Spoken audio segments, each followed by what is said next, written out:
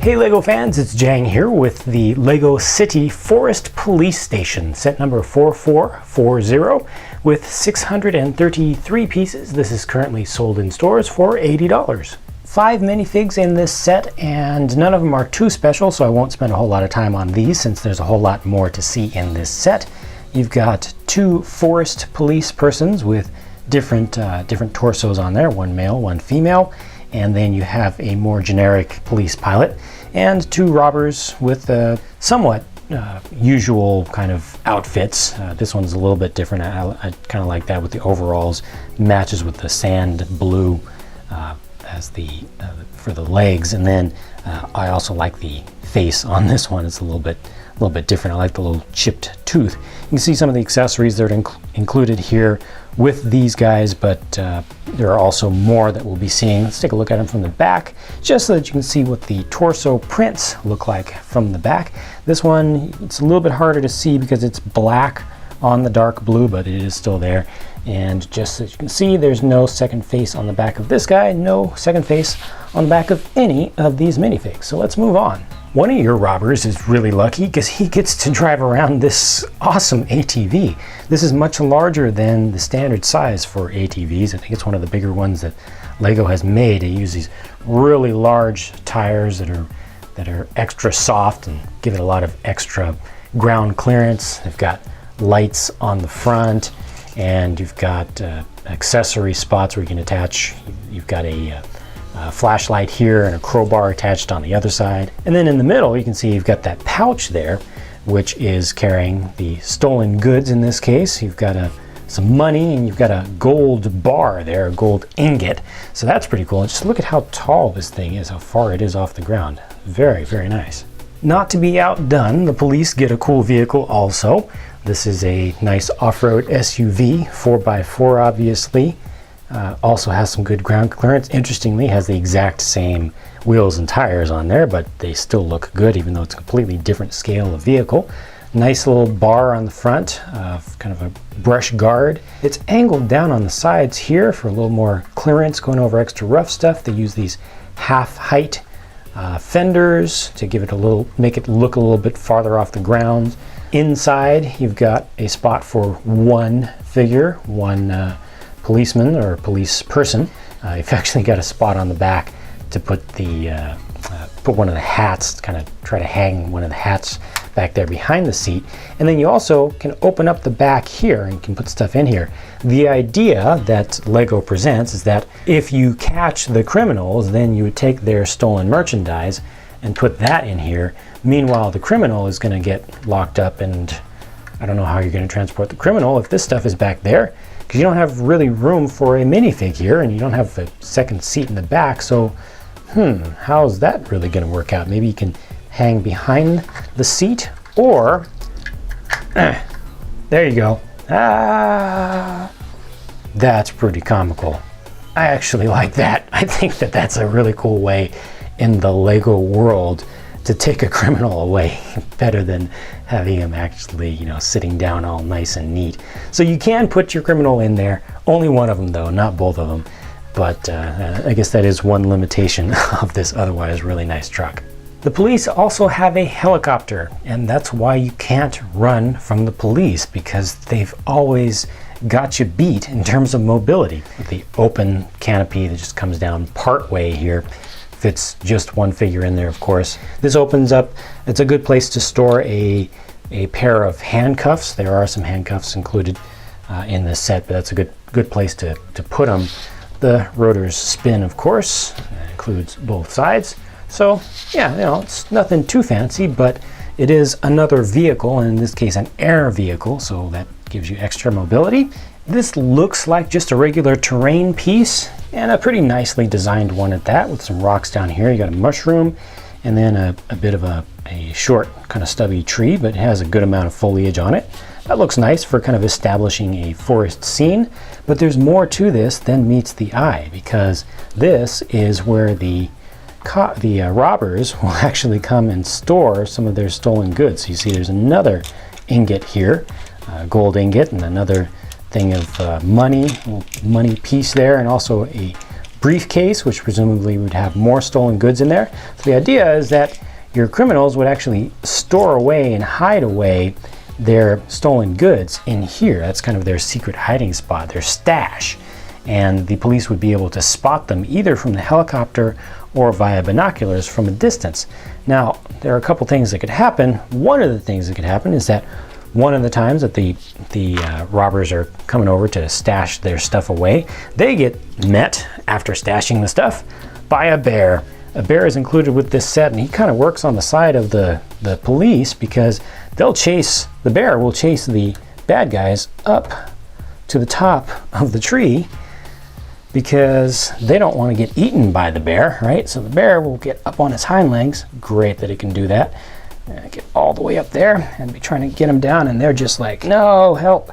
And then the other guy, I don't know why he's still smiling, but I guess he's just a jovial guy. But that's one way that, you know, then the police can come along and use their knowledge of how things go in the forest and dealing with animals to scare away the bear, or possibly tranquilize him, but we won't talk about that because it's Lego.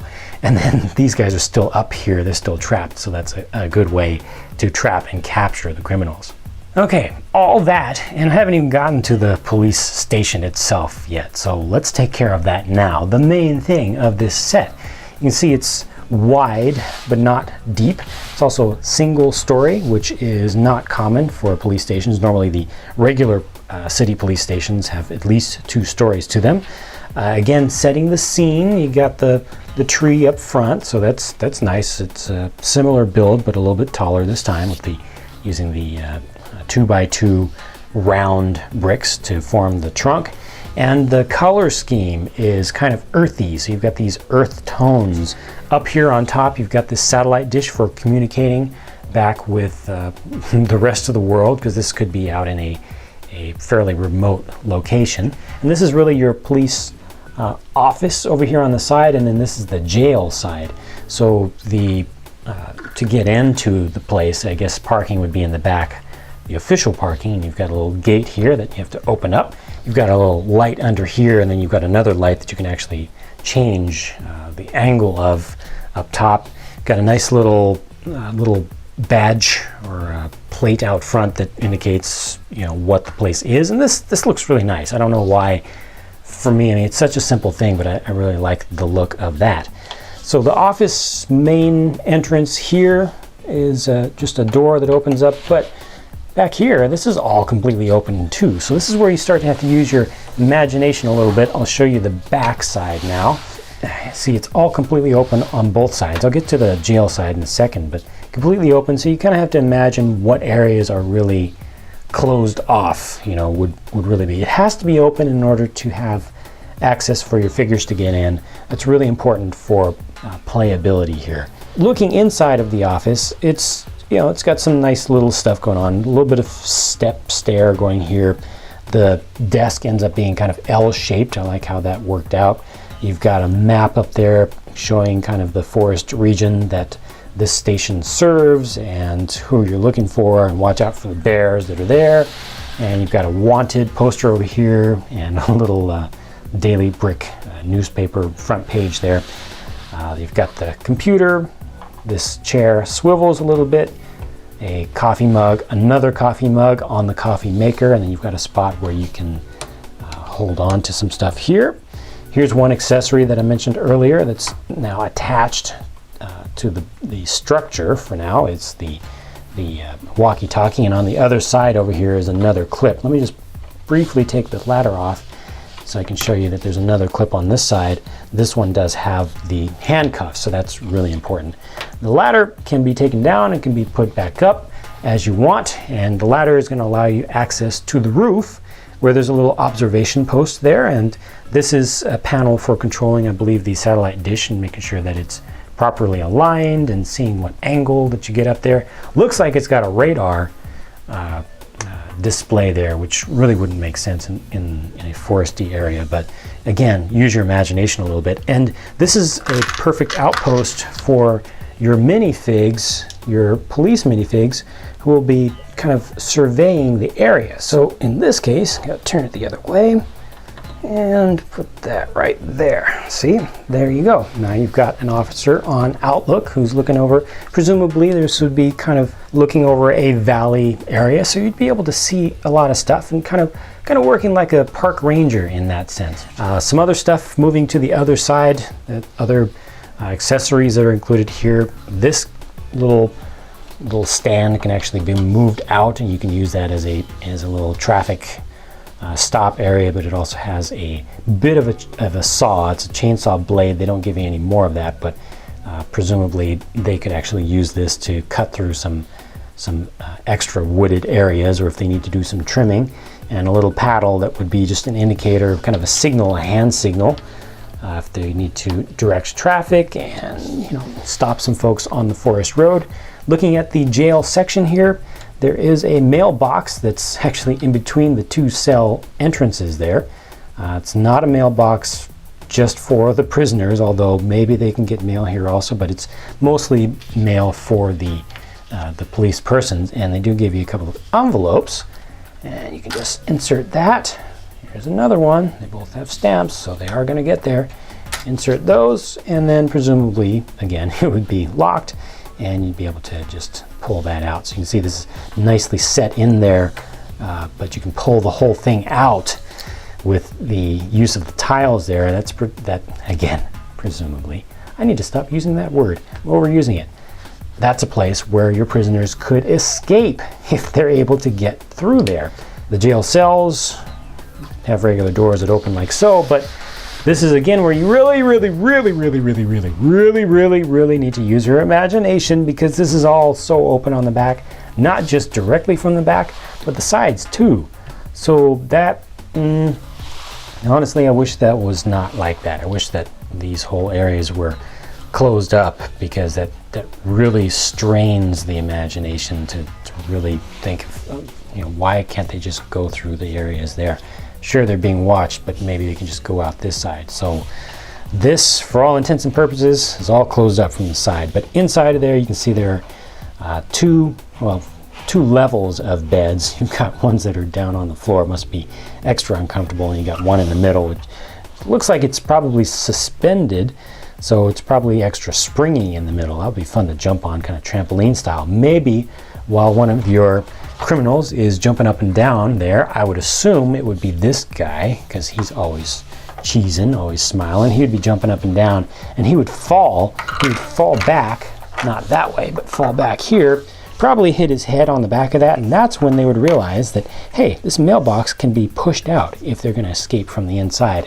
One last thing that I want to show from the back here is the construction of the roof. They use these large, dark bluish gray slopes, extra large ones, which are not used too frequently. Those are great for making crossings over train tracks. It's probably the best use of them. And the way that the two sections of the main areas of the station are connected using Technic pins, which you can see right there. So take these out, and you can see that they've got spots here also. So if you want, you could change this around to, you could close the whole thing up like this, just remove the ladder and make a little space over there. But you could close this whole thing up. Let me zoom that out so you kind of get the general idea there. Again, you do need to move some stuff on this side, but that could be done. Or if you want to just change the orientation of things a little bit, just a different way to set up the police station, or you could connect it over here, or you could connect it over here. So that's kind of your choice. So a lot of stuff that you can do with this, and I really appreciate that. $80 is a lot of money, but you get a lot of value here. This is a really fun set. There's a lot of fun stuff going on with it, and I certainly enjoy just going through it with you guys, and I think that a lot of kids will enjoy this. This is great for families that have a number of kids, not just one, but if you're lucky enough to be an only child and you get one of these, wow, there's so much that you can do with it, even just as things are built right now, not considering redoing things, customizing things, mixing and matching stuff, and adding this to other sets that you may already have. So I think this worked out really, really well. I think this is a beautifully designed set. and it's fun. That's the most important thing. It's just got great play value. So that does it for my review of this set number 4440, the Lego City Forest Police Station. Thank you so much for watching. Hope you enjoyed that, and I hope that you will watch some more videos as I make more available. If you haven't followed my stuff up to now, you can look through older stuff that's on my channel. You can just browse by playlist or by topic, by tag. You can search, or you can browse through stuff at jangbricks.com. Be sure to subscribe or follow the blog to make sure that you see all the newest updates as soon as they become available, and I'll talk to you again soon.